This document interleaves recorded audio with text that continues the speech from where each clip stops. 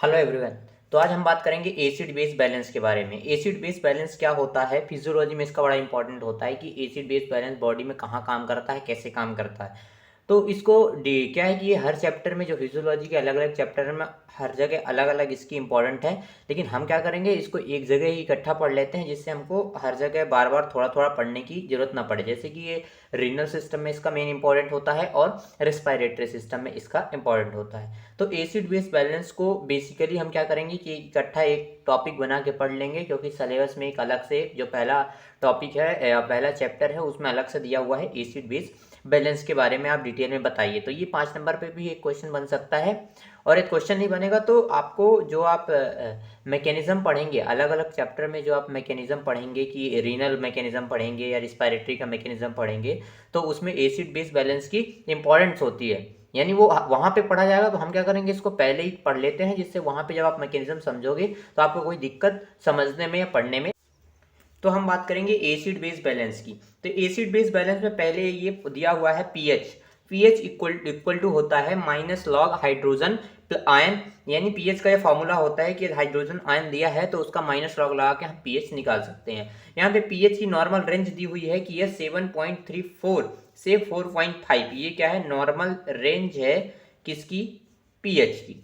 तो ये कहना चाहता है कि ये 7.35 से कम हो गया तो जो एटमॉस्फेयर है वो एसिडिक हो जाएगा, और जब 7.45 से ज़्यादा हो गया यानी जो एटमॉस्फेयर है वो बेसिक हो जाएगा। तो ये एसिडिक एटमॉस्फेयर है यानी बेस की कमी है, और यह बेसिक एटमॉस्फेयर है यानी एसिड की कमी है। तो ये नॉर्मल रेंज दी हुई है 7.35 टू 7.45। ये इसके इधर उधर होता है तो डिस्टर्बेंस आ जाएगा, यानी जो एसिड बेस बैलेंस है वो डिस्टर्ब हो जाएगा। तो एसिड बेस का बैलेंस बनाए रखना है तो पीएच की नॉर्मल रेंज होनी चाहिए 7.35 टू 7.45। अब यहाँ पे एसिड और बेस को हल्का सा डिफिनीशन के थ्रू या जो ये है इनके रिएक्शन के थ्रू हम समझ लेते हैं कि एसिड और बेस होता क्या है। तो यहाँ पे एसिड का दिया हुआ है कि acid equal to H plus plus Cl minus, यानी HCl को जब तोड़ेंगे तो H प्लस और Cl माइनस निकलेगा। इसी प्रकार H2CO3 को जोड़ेंगे, जब तोड़ेंगे तो H प्लस और CO3 माइनस निकलेगा। सेम इसी तरह बेस में दिया हुआ है कि यह बेस में CO3 -2 को यदि 2H प्लस करेंगे, यानी उसमें 2 हाइड्रोजन आयन प्लस करेंगे तो H2CO3 बनेगा, और यदि अमोनिया में H प्लस जोड़ेंगे तो अमोनियम आयन बनेगा। मतलब ये कहना ये चाहता है कि यदि किसी भी चीज में जो किसी भी कोई भी यदि H प्लस को डोनेट करता है, ये डोनेट कर रहा है, HCl क्या कर रहा है, डोनेट कर रहा है, तो वो क्या कहलाएगा, एसिड। लेकिन यदि कोई भी जो सब्सटेंस है, ये मॉलिक्यूल है, वह H प्लस को एक्सेप्ट करता है तो वो कहलाएगा बेस। तो यानी जो एसिड है वो क्या है, हाइड्रोजन आयन का डोनर है, जबकि जो बेस है वो क्या है, हाइड्रोजन आयन का एक्सेप्टर है। तो ये एसिड बेस की नॉर्मल डिफिनीशन है कि हाइड्रोजन आयन को जो डोनेट करेगा वो एसिड, और हाइड्रोजन आयन को जो एक्सेप्ट करेगा वो बेस। अब बात करते हैं वफर क्या कहलाता है। तो वफर क्या कहलाता है, resist the change in pH. Buffer क्या करता है, जो पीएच मैंने बताया कि पीएच से 7.35 से 7.45 है तो वो नॉर्मल रेंज है, यानी एसिड बेस बैलेंस बना हुआ है। लेकिन यदि पीएच में जो चेंज आ रहा है तो इम्बैलेंस होगा। पीएच में जब चेंज आया तो एसिड बेस जो बैलेंस है वो इम्बैलेंस होगा, यानी इक्विलिब्रियम जो मेंटेन है वो डिस्टर्ब होगा। तो उस चेंज को जो रेसिस्ट करता है, यानी चेंज को रोकने का जो काम करता है वो क्या कहलाता है, वफर कहलाता है। यानी पीएच के चेंज, यानी जो एसिड बेस बैलेंस है उसको इम्बैलेंस जो हो रहा है उसको रेसिस्ट करता है। यानी ये बफर जो है वो कुल मिला के फंडे में ये कि एसिड बेस बैलेंस को बनाने में मदद करता है। क्या करता है, बफर एसिड बेस बैलेंस को बनाने में मदद करता है। इसको मैं यहां पे लिख दूं कि help in maintain acid base balance. क्योंकि देखो पीएच का जब चेंज हो रहा है, यानी पीएच नॉर्मल रेंज जो है 7.35 से 7.45, ये पीएच में चेंज आ रहा है यानी एसिड बेस बैलेंस डिस्टर्ब हो रहा है। तो जो पीएच का चेंज है उसी को रेसिस्ट करना क्या कहलाता है, बफर। यानी ये क्या कर रहा है, एसिड बेस बैलेंस को मेंटेन करने में मदद कर रहा है। अब यहाँ पे छोटा सा एक पॉइंट है कि एल्कली प्रेशर क्या होता है। तो एल्कली प्रेशर की वैल्यू दी हुई है 24 मिलीमोल पर लीटर, या इसकी एवरेज वैल्यू यानी रेंज दी हुई है 22 टू 26 मिलीमोल पर लीटर। अब बात करते हैं पीके क्या होता है। जैसे पीएच है वैसे पीके होता है कि पीके होता क्या है, pH at which acid is half ionise, यानी पीएच की वह वैल्यू जब कोई भी एसिड, जैसे ये एसिड है, ये आयनाइज हो रहा है H+ और Cl- में, तो यदि ये हाफ, जब तक ये हाफ आयनाइज होगा उस समय जो पीएच होगी वही क्या कहलाएगी, पीके कहलाएगी। साल्ट और एसिड का जो रेशियो है 1:1 होना चाहिए, और पीएच 7.4 जो होती है वो पीके की वैल्यू जो होती है वो 7.4 होती है, जो मोस्ट इफेक्टिव होती है। देखो पीएच और पीके की वैल्यू में अंतर है कि पीएच की जो रेंज दी हुई है हमने वो 7.35 से 7.45 दी हुई है, जबकि पीके की रेंज दी हुई है 7.4 जो कि मोस्ट इफेक्टिव है। यानी पीके होता क्या है कि यदि कोई भी एसिड, मैं यहाँ बता रहा हूँ कि यदि HCl है, ये आयनाइज हो रहा है H+ और Cl- में, तो ये हाफ आयोनाइज जब तक होगा, ये हाफ आयोनाइज, मान लो ये एसिड जो है वो हाफ आयोनाइज हुआ है, इस समय जो पीएच होगी, जैसे ये मान लो मैं बता रहा हूं कि ये आयोनाइजेशन शुरू हुआ जब, तब पीएच में मान रहा हूं 6, लेकिन जब हाफ आयोनाइज हुआ तो पीएच हो गई 5, और जब फुल आयोनाइज हुआ, मैं यहाँ पे बता रहा हूं क्योंकि एसिड टूट रहा है इसलिए मैं एज एग्जाम्पल बता रहा हूँ, ये कोई वो नहीं है कि वैल्यू ऐसी ऐसी ही घटेगी कि 6 के बाद 5 होगी, ऐसा कोई नहीं है, बस मैं एग्जाम्पल समझा रहा हूँ कि यदि ये फुल आयोनाइज हो गया तो मान लो पीएच हो गई 4। तो मैं ये बोल रहा हूँ कि एसिड जब आयनाइजेशन शुरू हुआ था पीएच था 6, सपोज मान रहा हूँ कि हाफ आयनाइजेशन में पीएच हुआ 5 और फुल आयनाइजेशन में पीएच हुआ 4, तो पीएच की वैल्यू हाफ आयनाइजेशन में जितनी थी यही क्या कहलाएगी, पीके। अब समझना, एक बार मैं और बता रहा हूँ इसको, मैं ये बोल रहा हूँ कि कोई भी एसिड का आयोनाइजेशन शुरू हुआ तो H+ और Cl- में टूटेगा ये, तो उस समय जब आयोनाइजेशन शुरू हुआ तब पीएच था 6, उसके बाद हाफ आयोनाइज हुआ तो पीएच हो गया 5, और जब फुल आयोनाइज हुआ तो पीएच हो गया 4। तो जब एसिड का हाफ आयोनाइजेशन हुआ तो पीएच 5 था, और यही क्या कहलाएगा, पीके। देखो pH at which acid is half ionise called the pK. तो ये समझ में आया।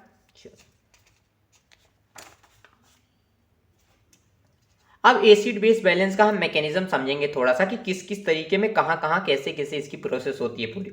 तो यहाँ पे बहुत सिंपल तरीके से दिया हुआ है कि CO2 और H2O को जब जोड़ते हैं तो रिवर्सिबल रिएक्शन से H2CO3 बनता है, और H2CO3 टूटता किसमें है, H+ और CO3- में। ये रिवर्सिबल रिएक्शन है। इसमें ये डोनेट कर रहा है कि ये एसिडिक पार्ट है और ये बेसिक पार्ट है, क्योंकि H+ यानी एसिड और HCO3- यानी बेसिक। अब मैकेनिज्म 3 तरीके से यहाँ पे छोटे छोटे तरीके से समझाता हूँ कि एसिड बेस बैलेंस 3 जगह अपने को फिजियोलॉजी में काम आएगा। पहला काम कहाँ पे आएगा, केमिकल बफर, यानी बफर सोल्यूशन में या बफर सिस्टम में काम आएगा।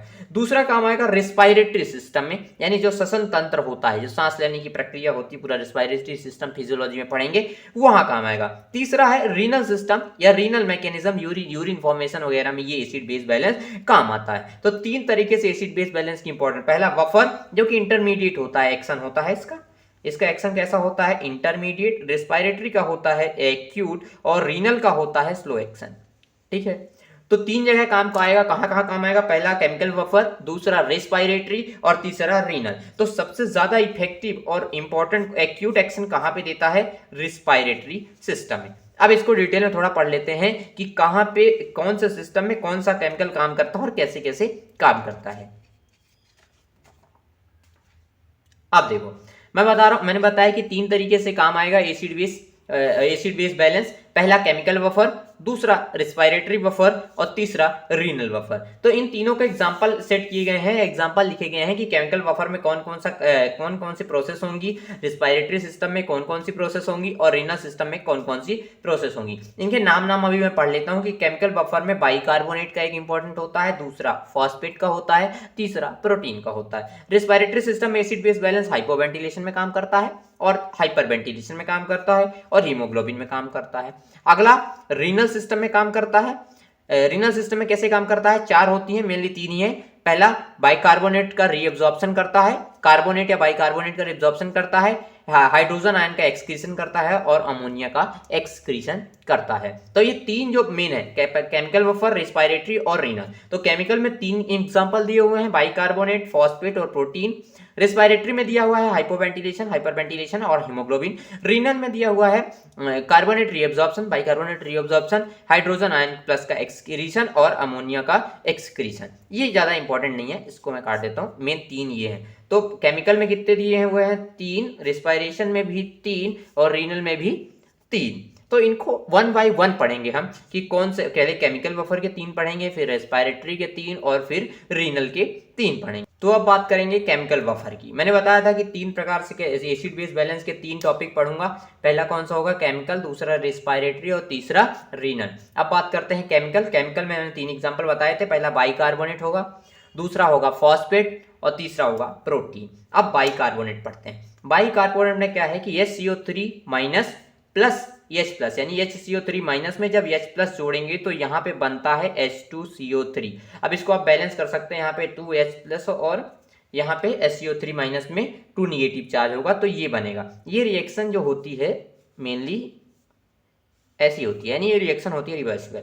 अब देखो, यदि pH कम हो रहा है, मैंने बताया कि बफर क्या करता है, पीएच के चेंज को रेसिस्ट करता है, लेकिन चेंज तो हो रहा है। जब चेंज हो रहा है तो उसको रेसिस्ट करेगा, यही क्या कहलाएगा, बफर। तो जो चेंज हो रहा है यानी पीएच में, हम एक सिचुएशन लेते हैं कि पीएच में कमी आएगी, फिर एक बार बढ़ेगा, दो ही तो चेंज होंगे, जो नॉर्मल वैल्यू उसमें घटेगा या तो बढ़ेगा। तो मैं मान रहा हूं कि पीएच में हो रही है कमी। तो ये पीएच में कमी हो रही है तो जो ये रिएक्शन है ये किधर हो जाएगी, शिफ्ट टू राइट। राइट यानी ये लेफ्ट है और ये राइट। मैं अपने हाथ के हिसाब से मान रहा हूं कि सॉरी, ये लेफ्ट है और ये राइट है, यानी ये राइट है। तो जब पीएच की क्या हो रही है, कमी, तो ये रिएक्शन किधर आएगी, शिफ्ट होगी इधर, है इधर, ये यानी पीएच की कमी हो रही है, यानी जो पीएच की कमी हो रही है, यानी कि जो एटमॉस्फेयर है वो हो रहा है एसिडिक। एसिडिक हो रहा है तो एसिड का काम ही क्या होता है, इसको हाइड्रोजन आयन का डोनेट करना, तो वो एसिडिक एटमॉस्फेयर बनाएगा। दूसरी कंडीशन क्या है, अब दूसरा कंडीशन ले रहे हैं चेंजेस में कि पीएच की हो रही है बढ़ोतरी। ये पीएच बढ़ रही है, तो पीएच बढ़ रही है तो रिएक्शन किधर शिफ्ट होगी, शिफ्ट टू लेफ्ट। लेफ्ट यानी रिएक्शन इधर शिफ्ट होगी। पीएच बढ़ रही है, पीएच बढ़ने का मतलब नॉर्मल वैल्यू से बढ़ रहा है, यानी क्या हो रहा है, बेसिक हो रहा है। बेसिक हो रहा है तो यहां पे ये क्या कर रहा है, हाइड्रोजन को एक्सेप्ट कर रहा है। यदि कोई भी मॉलिक्यूल हाइड्रोजन को एक्सेप्ट करता है तो वो कहलाएगा बेस। यदि कोई भी मॉलिक्यूल हाइड्रोजन को एक्सेप्ट करता है तो वो क्या कहलाएगा, बेस। मैंने पहले पीछे बताया था कि यदि H प्लस को एक्सेप्ट कर रहा है तो वो क्या है, बेस। यदि H प्लस को डोनेट कर रहा है तो ये कहलाएगा एसिड। तो यहां पे क्या हो रहा है कि पीएच बढ़ रहा है, यानी पीएच की नॉर्मल वैल्यू 7.45, 7.34 टू 7.45 है। ये इससे पीएच बढ़ रहा है, ये पीएच बढ़ रहा है यानी क्या हो रहा है, बेसिक हो रहा है। बेसिक हो रहा है यानी क्या होगा, हाइड्रोजन आयन को एक्सेप्ट करेगा। तो बेसिक हो रहा है यानी हाइड्रोजन आयन को एक्सेप्ट किया, हाइड्रोजन आयन को एक्सेप्ट किया तो बना क्या, H2CO3, यानी रिएक्शन किधर शिफ्ट हो रही है, लेफ्ट की साइड। वही लिखा है कि शिफ्ट टू लेफ्ट। और पहली कंडीशन में क्या हो रहा था कि पीएच घट रही थी, यदि पीएच घटेगी, यदि पीएच घटेगी यानी एटमॉस्फेयर एसिडिक हो रहा है। एसिड का काम कहने मैंने क्या बताया कि एसिड क्या करता है, हाइड्रोजन आयन को डोनेट करता है। तो ये क्या करेगा, तोड़ेगा किसमें, H प्लस और HCO3 में, यानी हाइड्रोजन आयन को डोनेट करेगा। तो रिएक्शन किधर शिफ्ट हो रही है, राइट। तो ये क्या हो गया, शिफ्ट टू राइट। तो ये बाइकार्बोनेट का एग्जांपल समझ में आया। मैं क्या कह रहा हूं इसमें कि नॉर्मल से चेंज हो, नॉर्मल जो वैल्यू है यदि उसमें कोई चेंज हो रहा है उसको रेसिस्ट करने का काम कौन करता है, बफर करता है। तो बाइकार्बोनेट कैसे करेगा, तो यदि पीएच कम होगी, तो पीएच कम हुई यानी एसिडिक हो रहा है, तो एसिडिक हो रहा है यानी इसको बेसिक बनाना। तो बेसिक बनाने के लिए अपन क्या करेंगे, रिएक्शन को किधर साइड शिफ्ट करा देंगे, राइट साइड, यानी ये बेसिक हो गया। क्यों, क्योंकि जब एसिडिक हो रहा था, पीएच कम हो रहा था, एसिडिक हो रहा था, तो ये डोनेट करके रिएक्शन को राइट शिफ्ट करा देगा। लेकिन जब पीएच बढ़ रहा है, पीएच बढ़ रहा है यानी H प्लस को एक्सेप्ट करेगा और रिएक्शन को लेफ्ट शिफ्ट करा देगा, जिससे एटमॉस्फेयर फिर से मेंटेन हो जाएगा। अगला सेम टू सेम फॉस्फेट के साथ भी यही एग्जांपल मैं लूंगा।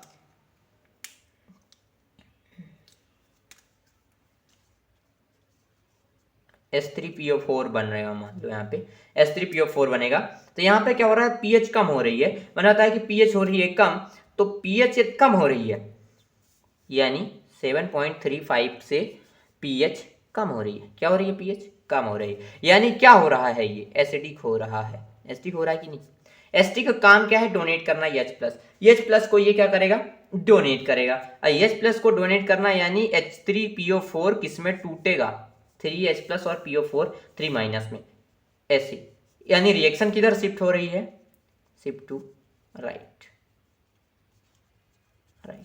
यानी ये 7.3 जो 35 जो है वो नॉर्मल वैल्यू है। नॉर्मल वैल्यू में ये कम हो रहा है, पीएच कम हो रहा है यानी एसिडिक हो रहा है, तो उसको मेंटेन करने के लिए अपन क्या करेंगे, बेसिक करेंगे, बेसिक ही करेंगे ना, तो वही ये काम कर रहा है। सेम टू सेम अपन थर्ड क्या पढ़ेंगे, प्रोटीन। प्रोटीन के साथ कैसे काम करता है, प्रोटीन में भी वही लिखा है कि ये पीएच कम हो रही है, पीएच कम हो रही है यानी एसिडिक हो रहा है, तो ये क्या करेगा, प्रोटीन बाइंड होगा H प्लस के साथ, H प्लस के साथ और बाइंड होगा, तो इससे क्या होगी, जब पीएच H प्लस के साथ बाइंड हो रहा है यानी H प्लस को क्या कर रहा है, एक्सेप्ट कर रहा है, तो और बेसिक एटमॉस्फेयर में कन्वर्ट हो रहा है। देखो कैसे, यदि पीएच कम हो रही है, एक समझा रहा हूँ, यदि पीएच कम हो गई यानी एटमॉस्फेयर एसिडिक हो रहा है, एसिडिक हो रहा है यानी क्या कर रहा है, डोनेट कर रहा है H प्लस को। तो यदि प्रोटीन H प्लस के साथ बाइंड हो जाए यानी H प्लस को एक्सेप्ट करे, यदि एक्सेप्ट करेगा तो इन्वायरमेंट किधर शिफ्ट होगा, बेसिक की तरह, यानी बेसिक नेचर बढ़ाएगा, और यदि बेसिक नेचर बढ़ा तो पीएच फिर क्या हो जाएगा, बढ़ जाएगा, और यदि पीएच बढ़ गया यानी बेसिसिटी बढ़ गई, और बेसिसिटी बढ़ गई तो इसमें क्या लिखा है कि एसिडिटी घट गई। एग्जाम्पल फिर मैं समझा रहा हूं अगले में। अब अगले में कंडीशन क्या ले रहे हैं कि पीएच घट रही है, ये पीएच घट रही है, हाँ सॉरी, ये पीएच इसमें भी घट रही है, लेकिन प्रोटीन कैल्शियम के साथ बाइंड होगा, यहाँ पे H प्लस के साथ नहीं, कैल्शियम के साथ बाइंड होगा, यानी पीएच घट रही है तो एसिडिटी बढ़ रही है। सेम कंडीशन इसमें भी है कि पीएच घट रही तो एसिडिटी बढ़ रही है, एसिडिटी बढ़ रही है तो प्रोटीन H प्लस के साथ ना बाइंड होके कैल्शियम के साथ बाइंड होगा, कैल्शियम के साथ बाइंड होने से क्या होगा, बेसिसिटी जो होगी वो और घटेगी, बेसिसिटी और घटेगी तो पीएच क्या होगी, और घटेगी, और पीएच और घटी यानी एटमॉस्फेयर एसिडिक ज्यादा हो गया, एसिडिक ज्यादा हो गया, सॉरी हाँ एसिडिक ज्यादा हो रहा है यानी एल्किसिटी जो है वो कम हो रही है, यानी बेसिक जो वो है एनवायरनमेंट है वो कम हो रहा है। तो केमिकल वेपर में पहला एग्जांपल कौन सा है, बाइकार्बोनेट। बाइकार्बोनेट में मैं बताया कि पीएच कम हो रहा है यानी क्या हो रहा है, एसिडिक हो रहा है, एसिडिक हो रहा है तो एसिडिक यदि हो रहा है तो वेपर का काम है कि उसको नॉर्मल मेंटेन करे यानी वो बेसिक की तरफ कन्वर्ट होगा, और बेसिक की तरफ कन्वर्ट होने के लिए जो रिएक्शन है वो राइट की तरफ शिफ्ट हो जाएगी। दूसरी कंडीशन ली हमने कि पीएच जो है वो बढ़ रहा है, पीएच बढ़ रहा है यानी जो एनवायरमेंट है वो बेसिक की तरफ शिफ्ट हो रहा है, तो बेसिक की तरफ शिफ्ट हो रहा है तो उसको एसिडिक में कन्वर्ट करना पड़ेगा, क्योंकि अपने को क्या करना है, एसिड बेस को बैलेंस बनाना है, तो रिएक्शन को लेफ्ट की तरफ शिफ्ट करा देंगे। दूसरा एग्जांपल लिया फॉस्फेट का, फॉस्फेट में भी यही था कि पीएच घट रहा है, पीएच घट रहा है यानी एसिडिक एनवायरनमेंट जो है वो बढ़ रहा है, एसिडिक एनवायरनमेंट बढ़ रहा है तो उसको कन्वर्ट करेंगे अपन क्यों, बेसिक एनवायरनमेंट में, जिससे रिएक्शन को राइट शिफ्ट करा देंगे तो वो बेसिसिटी बढ़ जाएगी। अगला तीसरा एग्जांपल मैंने लिया प्रोटीन का। प्रोटीन में मैं ये बोल रहा हूं कि प्रोटीन में पीएच घट रही है तो प्रोटीन को बाइंड करा देंगे अपन हाइड्रोजन आयन के साथ, हाइड्रोजन आयन के साथ बाइंड करा देंगे, मतलब पीएच घट रही है यानी एसिडिटी बढ़ रही है, सॉरी बढ़ रही है, तो प्रोटीन को हाइड्रोजन के साथ काउंट करा देंगे तो बेसिसिटी बढ़ेगी, बेसिसिटी बढ़ेगी तो पीएच बढ़ेगी, पीएच बढ़ेगी तो एसिडिटी बढ़ जाएगी। दूसरा एग्जांपल मैंने लिया कि पीएच घट रही है तो एसिडिटी फिर बढ़ रही है, सेम है, यहाँ पे प्रोटीन को कैल्शियम के साथ बाइंड करा देंगे यानी बेसिसिटी फिर घटेगी, कैल्शियम। तो अब हम बात करेंगे रिस्पायरेटरी सिस्टम में। हमने मैंने बोला था कि पहला वफर, दूसरा रिस्पायरेटरी, तीसरा रीनल। तो पहला हमने वफर पढ़ लिया, दूसरा पढ़ना रिस्पायरेटरी। रिस्पायरेटरी में बहुत बढ़िया एग्जांपल तीन होंगे, पहला हाइपोवेंटिलेशन, दूसरा हाइपर वेंटिलेशन और तीसरा हीमोग्लोबिन। पहले हाइपो और हाइपर को हम एक साथ पढ़ लेते हैं। तो इसमें क्या कह रहा है कि हाइपोवेंटिलेशन नॉर्मल जो पीएच का रेंज है वो क्या है, 7.35 टू 7.45, ये है नॉर्मल रेंज। इसमें पहली कंडीशन में क्या कह रहा है कि पीएच 7.35 से कम हो रहा है, ठीक है, पीएच 7.3। ये जो साइन होता है इसका मैं बता दूं कि जिधर साइड ये खुला रहता है ना उधर साइड की वैल्यू हमेशा ज्यादा होती है, इसलिए मैंने यहाँ पे क्या कहा कि 7.35 से जो है वो वैल्यू घट रही है, क्योंकि यहाँ पे मोर देन का साइन है, ठीक है, लेस देन का साइन इधर साइड है और मोर देन का इधर है। तो एसिडोसिस यानी एसिड बढ़ रहा है, भाई पीएच घट रहा है, पीएच की जो रेंज होती है 0-740 नॉर्मल, तो यदि 7 से कम होगा, इधर साइड होगा एसिड, इधर साइड होगा बेस, तो यह 7 से कम हो रहा है यानी क्या हो रहा है, एसिड, और 7 से ज्यादा हो रहा है नहीं बेस, तो 7.35 इससे यदि कम हो रहा है यानी एसिडोसिस यानी एसिडिक एनवायरनमेंट बढ़ रहा है। एसिडिक एनवायरनमेंट जब बढ़ेगा तो CO2 का जो रिटेंशन है, जो CO2 का रिटेंशन है वो चेंज होगा, CO2 रिटेंशन में चेंज होगा, जिससे जो CO2 का प्रेशर है उसमें कमी आएगी। CO2 के प्रेशर में कमी आने से H2CO3 कम हो जाएगा, और H2CO3 के कम होने से हाइपर वेंटिलेशन की स्थिति आ जाएगी, किसकी स्थिति आ जाएगी, हाइपर वेंटिलेशन की। उसी प्रकार सेम कंडीशन में बता दूं कि ये 7.45 से ज्यादा हो रहे हैं, मैंने बताया कि जिधर साइड खुला होगा उधर साइड वैल्यू ज्यादा मानी जाएगी।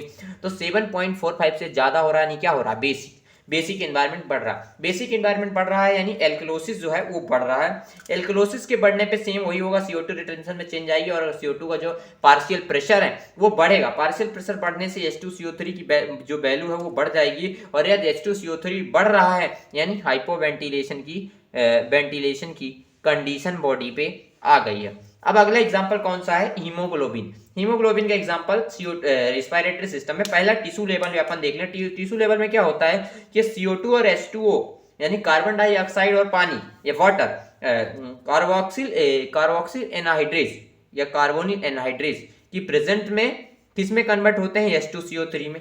H2CO3 टूटता किस में है, तो H+ और CO3-2 में टूटेगा, ये टूटता इसमें है। तो टिश्यू लेवल में क्या होता है, CO2 और H2O जुड़ते हैं कार्बोनिल एनहाइड्रेट्स की प्रेजेंट में और ये H2CO3 बनाते हैं। H2CO3 टूटता किसमें है, H+ और CO3 में। इसमें से जो ये H+ है, इसमें से जो ये H+ है ये जाके हीमोग्लोबिन के साथ बाइंड होगा और बनाएगा HBH, हाइड्रोजन हीमोग्लोबिन। ये हीमोग्लोबिन में काम करता है acid base balance tissue level पे। दूसरा लंग्स में कैसे काम करता है, लंग्स लेवल में क्या होता है, ऑक्सीजन का जब सेचुरेशन बढ़ता है, ऑक्सीजन का सेचुरेशन कहां बढ़ रहा है भैया, लंग्स में। लंग्स में ऑक्सीजन का सेचुरेशन बढ़ रहा है तो हीमोग्लोबिन किससे जो जुड़ेगा, ऑक्सीजन से। अब बनाएगा ऑक्सी हीमोग्लोबिन। क्या बनाएगा यहाँ पे, ऑक्सी हीमोग्लोबिन। ऑक्सी हीमोग्लोबिन जो होगा वो हाइड्रोजनियम आयन के साथ जुड़ेगा। क्यों जुड़ेगा, क्योंकि ऑक्सीजन का सेचुरेशन बढ़ रहा है। तो यहाँ पे बनाएगा HHBO2, बनाएगा कि नहीं। और ये HHBO2 जो है ये कन्वर्ट हो जाता है आगे चल के, ये यहाँ पे HHBO2 जो है ये आगे जाके कन्वर्ट होगा H2CO3 में, और H2CO3 H+ और CO3- यहाँ पे देगा ही कन्वर्ट होके।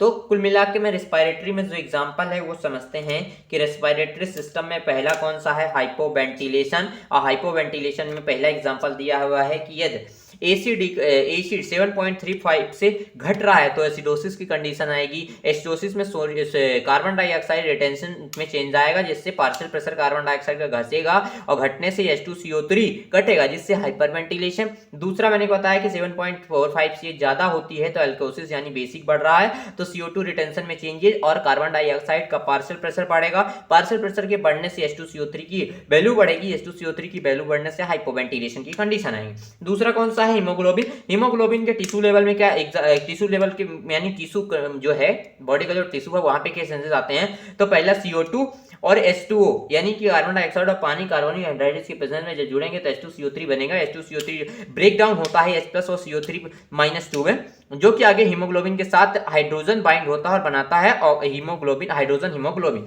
दूसरा लंग्स लेवल। लंग्स लेवल यानी लंग्स में जब ऑक्सीजन का सैचुरेशन बढ़ता है तो जो हाइड्रोजन हीमोग्लोबिन है वो ऑक्सीजन के साथ जुड़ता है और ये क्या करता है, यहाँ पे एक्सचेंज होता है। कुल मिलाकर मैं ये समझाता एक्सचेंज कैसे होता है कि यहाँ पे HB है और ये O2 के साथ जुड़ता है, कन्वर्ट हो जाता है HbO2 प्लस H+, यानी जो ये H है ये बाहर हो जाता है, ये H है जो ये बाहर हो जाता है और ये ऑक्सीजन ये अंदर हो जाता है, जबकि ये ऑक्सीजन यहाँ पे बाहर था और ये हाइड्रोजन जुड़ा हुआ था। तो यहाँ पे एक्सचेंज आता है। ये एक्सचेंज से जो हाइड्रोजन आयन है वो यहाँ पे CO3-2 होता है, जिससे ये H+ जुड़ता है और बनाता है H2CO3, और H2CO3 जो है ये ब्रेक डाउन या रिवर्सिबल होता है, ये लंग्स लेवल पे रिएक्शन होती है। तो एसिड बेस बैलेंस को मेंटेन करने में पहला हाइपोवेंटिलेशन, दूसरा हाइपरवेंटिलेशन और तीसरा हीमोग्लोबिन। तो मैंने यहाँ पे केमिकल बफर की बात कर ली, रेस्पिरेटरी सिस्टम की बात कर रही, अब रीनल सिस्टम की बात करेंगे। रीनल सिस्टम में 3 चीजें हैं, पहला बाइकार्बोनेट का एब्जॉर्प्शन, दूसरा हाइड्रोजन आयन का एक्सक्रीशन और तीसरा अमोनिया का एक्सक्रीशन। तो यहाँ पे पढ़ते हैं रीनल सिस्टम। रीनल सिस्टम में मैं अलग अलग पेन का यूज 3 चीजों को समझाने में करूंगा। पहला मैं करूंगा यहाँ पे एक्सक्रीशन ऑफ H+, देखो यहाँ पे दिया है H+ का एक्सक्रीशन। नंबर 2 पे मैं काम करूंगा रीएब्जॉर्प्शन ऑफ कार्बोनेट, ये रीअब्जॉर्प्शन ऑफ कार्बोनेट, और तीसरे नंबर पे मैं काम करूंगा अमोनिया का एक्सक्रीशन। ये तीनों के लिए मैं 3 पेन यूज करूंगा। एक्सक्रीशन ऑफ H+ के लिए ब्लू, उसके बाद ये ऑरेंज कलर का यूज करूंगा मैं रीअब्जॉर्प्शन ऑफ बाइकार्बोनेट के लिए, और रेड पेन यूज करूंगा मैं अमोनिया के लिए। 3 चीजें पढ़ेंगे रीनल सिस्टम में। पहला पेन रख देता हूं मैं, ये यूज करता हूं ब्लू कलर रीनल सिस्टम में समझाने के लिए। देखो रीनल सिस्टम में जो होता है,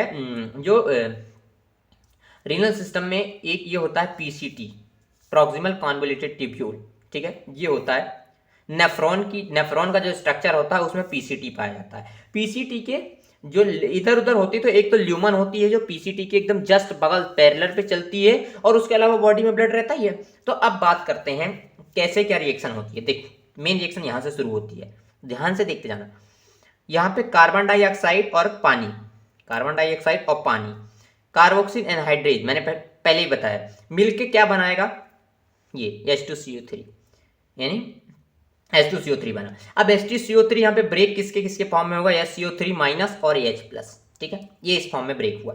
अब क्या होगा, जो H2CO3 माइनस है ये जाके ब्लड में मिल गया, काम खत्म इसका। हालांकि ये ब्लड में ऐसे नहीं मिलता, इनमें क्या होता है, दो चीजें एक साथ जाती है, दो चीजें एक साथ जाती हैं, इसलिए ये सिम पोर्ट में होता है। तो ये CO3 माइनस के साथ सोडियम भी जाता है, लेकिन यहाँ पे मैं अभी यहाँ पे सोडियम दूर है तो मैं यहाँ पे सीधे दिखा रहा हूँ कि SCO3 माइनस बाहर निकला। लेकिन जो H+ बचा ये जाके ट्यूबुलर ल्यूमेन में कहाँ गया ट्यूबुलर ल्यूमन में, और ल्यूमन में जाके ये H+ एक्सक्रीट हो गया एज अ यूरिन के फॉर्म में एक्सक्रीट हो गया। तो एक्सक्रीशन ऑफ H+ हो गया कि नहीं, H+ का एक्सक्रीशन हुआ ना। अब मैं यहाँ पे फिर से बता रहा हूँ कि कार्बन डाइऑक्साइड और पानी मिला, कार्बोनिक एनहाइड्राइड के प्रेजेंस में H2CO3 बना, H2CO3 ब्रेकडाउन हुआ H+ और SCO3 माइनस में। H+ जो है वो बाहर आया ट्यूबुलर ल्यूमेन में, और ट्यूबुलर ल्यूमेन में जाने के बाद ये एक्सक्रीट हो गया एज अ यूरिन। तो अपनी प्रोसेस तो कंप्लीट हो गई, पर अपन ये जानेंगे कि ये हुआ कैसे। तो देखो जो H+ है ये ट्यूबुलर ल्यूमन में गया, उसी समय ट्यूबुलर ल्यूमन से सोडियम कहाँ गया, PCT में। तो ये एंटीपोड रिएक्शन, क्योंकि कभी जो सिंगल है वो ट्रांसफर नहीं होता, दो चीजें ही एक साथ ट्रांसफर होंगी। तो यहां से सोडियम PCT में गया, तो ये एंटीपोड रिएक्शन हो गई। और दूसरी बात जो यहाँ पे ये बना था, ये CO3 माइनस था, और ये सोडियम यहाँ पे जो PCT में आया ये ब्लड में गया, तो ये हो गए सिनपोड। ये एंटीपोड था क्योंकि ये अपोजिट डायरेक्शन में गए, साथ में ही करेंगे दोनों, ध्यान रख, ये दोनों साथ में गए एंटीपोड। और फिर सोडियम यहाँ आ गया, ये बाइकार्बोनेट पहले से यहाँ पे था, तो ये कहाँ से हो गया, ये आके कहाँ हो गया, पोर्ट में। तो ये अपना यूरिन में एक्सक्रीट हुआ H+। तो पहला एग्जांपल कंप्लीट हुआ कि एक्सक्रीशन ऑफ H+। दूसरा एग्जांपल ऑरेंज कलर की पेन से यूज करेंगे, रीएब्जॉर्प्शन ऑफ बाइकार्बोनेट। देखो बाइकार्बोनेट का कैसे हुआ। अब ये जो बाइकार्बोनेट था ये किसमें था, ब्लड में, बहुत बढ़िया। ये ब्लड से घूम फिर के कहाँ जाएगा, ल्यूमन। ये बॉडी से जाके कहाँ पे आया, ये CO3 माइनस कहाँ हुआ, ल्यूमन में रीएब्जॉर्ब हो गया। ल्यूमन में रीएब्जॉर्ब हुआ, आया यानी घूम फिर के आया। और ये H+ जो यहाँ पे यूरिन के फॉर्म में एक्सक्रीट हो रहा था, क्या हो रहा था, यूरिन के फॉर्म में एक्सक्रीट हो रहा था, वो H+ एक्सक्रीट ना हो गए, दूसरी रिएक्शन में बता रहा हूँ। ये SCO3 माइनस के साथ जुड़ा और H2CO3 बनाया। H2CO3 आगे चल के ब्रेक डाउन हुआ CO2 और H2O में, और CO2 और H2O जाके फिर से PCT में गए, और फिर से H2CO3 बनाया, फिर ब्रेक डाउन हुआ किसमें, SCO3 माइनस में और H+ में। H+ इधर बाहर आया, H2CO3 इधर ब्लड में आया, ब्लड से जाकर एब्जॉर्ब होकर ट्यूबुलर ल्यूमेन में आया, फिर आके यहाँ पे जुड़े, फिर H2CO3 यहाँ पे आया, और फिर CO2, मतलब ये कुल मिला के ये साइकिल चलती रहती है। यानी HCO3 माइनस क्या है, HCO3 माइनस जो ये ब्लड में गया था, ये ब्लड से किधर रीएब्जॉर्ब हो गया, ट्यूबुलर ल्यूमेन में, और फिर ये काम आ गया उसी प्रोसेस में। यहाँ पे किसी का लॉस नहीं होगा, इस प्रोसेस में सिर्फ रीएब्जॉर्प्शन होगा, जो ये ब्लड में गया था वो एब्जॉर्ब हो जाएगा ल्यूमन में। तो दूसरी ये प्रोसेस हो गई। तीसरी प्रोसेस कौन सी हो गई, आप अमोनिया में आ जाते हैं। अपन अमोनिया की बहुत बढ़िया रिएक्शन, देखो ये प्रोसेस तो चलेगी, अपन यहां तक तो हसम में आएंगे कि CO2 को H2CO3 बनाएंगे, और H2CO3 SCO3 माइनस और H+, ये तो सब में आएगा, तीनों में आएगा। अब यहाँ पे PCT में क्या होता है, ग्लूटामीन जो होता है ग्लूटामेट और अमोनिया में टूटता है। क्या, इसमें एक का मैं लिख देता हूँ यहाँ पे कि ग्लूटामीन जो है वो कन्वर्ट होता है ग्लूटामेट प्लस अमोनिया में। और यहाँ पे HCO3 माइनस और H+ तो है ही टूट के, तो ये H+ और NH3 माइनस जुड़ते हैं, यानी इसका जो NH3 माइनस है और H प्लस है, ये जुड़ के बनाते हैं NH4 और NH4 ट्यूबुलर ल्यूमेन में जाके यूरिन के फॉर्म में एक्सक्रीट हो जाता है। यानी H प्लस और नंबर 1 में क्या पढ़ा था अपन ने, H प्लस जो है वो तो एक्सक्रीट होगा, अमोनिया जो होगा वो एक्सक्रीट होगा, लेकिन जो HCO3 माइनस है वो रीएब्जॉर्ब होगा। मैं एक बार फिर से इसको आपको अलग पेन से समझाता हूँ। पहला नंबर 1 में है एक्सक्रीशन ऑफ H प्लस। देखो पीसीटी जो कि नेफ्रॉन का पार्ट है, उसमें उसके पीसीटी के बगल में पैरेलल पे ट्यूबुलर ल्यूमेन चलती है और इधर से ब्लड तो रहेगा। CO2 और H2O जुड़े, कार्बोनिल एनहाइड्रेट की प्रेजेंस में H2CO3 बनाया, H2CO3 ब्रेक डाउन हुआ SCO3 माइनस और H प्लस में। H प्लस जैसे ही ट्यूबुलर ल्यूमेन में बाहर गया वैसे ही सोडियम पीसीटी में अंदर गया, रिएक्शन क्या कहलाई, एंटीपोड। सेम टू सेम जो HCO3 माइनस है वो बाहर गया, उसी समय ब्लड में गया और ब्लड में उसी समय सोडियम गया, रिएक्शन कहलाई सिम्पोर्ट, यानी सेम डायरेक्शन में जा रहे हैं। अब जो ये H प्लस बाहर आया था ये क्या करा यहाँ पे, तो ये दोनों मिलके NaHCO3 भी बना सकते हैं, बैलेंस कर लेना, यही केमिकल बनता आगे चल के। यहाँ पे जो H प्लस है वो यूरिन फॉर्म में एक्सक्रीट हो गया। दूसरे नंबर पे बात करते हैं रीएब्जॉर्प्शन की। रीएब्जॉर्प्शन कैसे हुआ, ये जो NaHCO3 बना था ये टूट ब्रेक डाउन हुआ और ट्यूबुलर ल्यूमेन में जाके HCO3 माइनस रीएब्जॉर्ब हुआ। यहाँ पे हमने बताया कि यहाँ पे H प्लस तो बाहर आया ही था, सेम रिएक्शन चलेगी, CO2 प्लस H2O, कार्बोनिल एनहाइड्रेट्स के प्रेजेंट में H2CO3, H2CO3 ब्रेक डाउन हुआ, SCO3 माइनस H प्लस में, ये इधर गया, H प्लस इधर है, H प्लस SCO3 माइनस के साथ जुड़ के H2CO3 बनाया, H2CO3 यहाँ पे CO2 और H2O बनाया, CO2 और H2 फिर से जाके पीसीटी में गए और रिएक्शन सेम चलती रही तो रीएब्जॉर्प्शन हो गया। तीसरा बात करते हैं अमोनिया। अमोनिया में क्या हुआ, पीसीटी में ग्लूटामीन कन्वर्ट हुआ ग्लूटामेट और अमोनिया में, और जो अमोनिया यहाँ पे निकला पीसीटी में वो HCO3 माइनस और H प्लस जो यहाँ पे H2CO3 से ब्रेक डाउन हुए थे उसमें से H प्लस और अमोनिया जुड़े और बनाए अमोनियम आयन जो कि यूरिन के फॉर्म में एक्सक्रीट हो गया। तो रीनल में 3 सिस्टम काम किए, पहला एक्सक्रीशन आप H प्लस, रिएब्जॉर्प्शन आप H2CO3 और तीसरा अमोनिया का एक्सक्रीशन। ये एसिड बेस बैलेंस है। एसिड बेस बैलेंस में मैंने बताया कि 3 चीजें पढ़ेंगे, पहला बफर, दूसरा रिस्पिरेटरी और तीसरा रीनल, तो तीनों पढ़ चुके हैं। यह वीडियो आपको अच्छा लगा तो लाइक करें। Thank you.